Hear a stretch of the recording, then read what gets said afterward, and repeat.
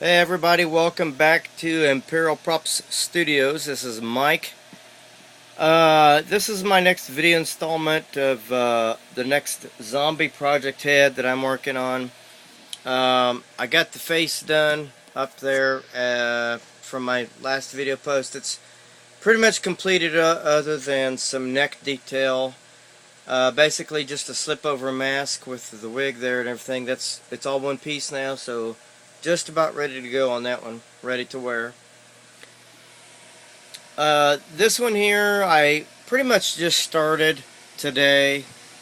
I got an outer wax mold of a mannequin head, which is, well, actually, it's underneath that mask there. It's Project Vicky 2 mannequin head is what I cast this from.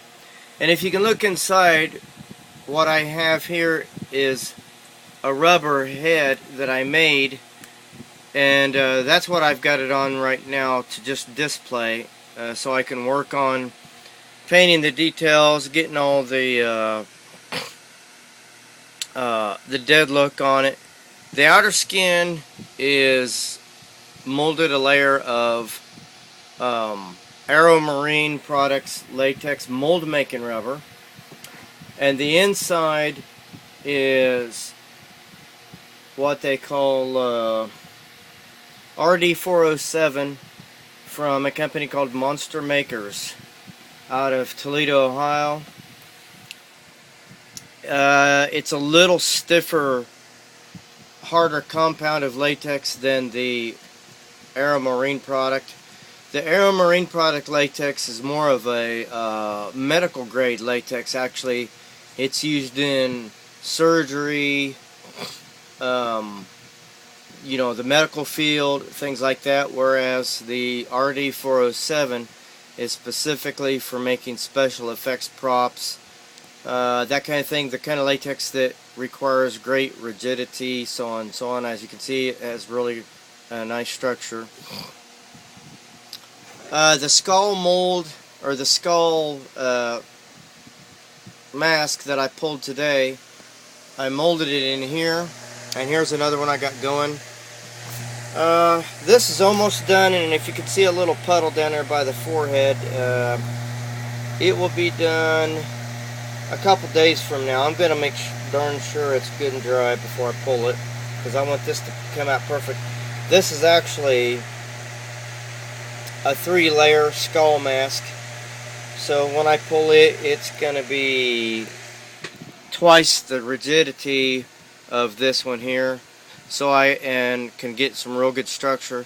And also too, if you notice, the RD407 when cured comes out bone collar pretty much, which is just totally awesome. And when I got those done and pulled it, I basically, as you can see, just shredded the face off, cut some of it away, left a little bit of flesh hanging here for the zombie effect, yada yada yada. The neck, with the end of the neck base, I just strung up some extra latex to give it that, pulled off look or whatever. This is the anatomically correct model. It's a female model human skull, removable with a removable cap. Well, most of the time it does come off. Well, don't lose your head about it. But anyway, this is the skull that I molded these from. How I did that, oh, excuse me, was I built up a clay wall about the halfway point, as you can see there, all around the base of the skull. I filled in the negative edges where the wax wouldn't, fall through and get stuck on the edges of the cheekbones and so on. And I went back here and filled all this up behind the teeth. And now a lot of the clay is missing now because I took the wax wall off because I needed the clay for some other things. Anyway, I'm redoing this again and doing some deeper details this time. what I'm doing is that one up there came out really good. But if you look close enough, you can't tell because it's from a distance. The eye sockets along the cheekbone are rather thin on the recess points. They come out good and it looks good. But basically, this time when I cast this, you can see the recess edges will be a lot deeper to give it more, depth, so on and so on. The same thing on these back edges of the cheekbone. And like I said, it'll just come out actually a lot even better than this one here, believe it or not.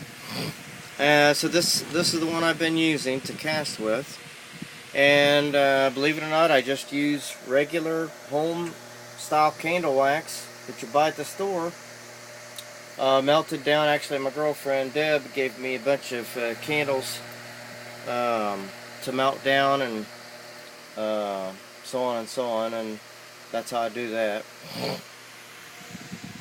So there's my installment of my new zombie head.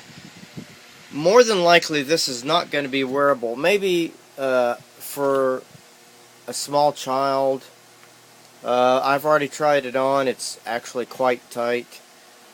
So much so that I couldn't do it. And I have a relatively small head, believe it or not. So,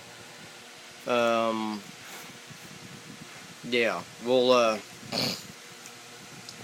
fix that. And the next step will be to detail it out in the paint, makeup, and other things, and blood effects and so on.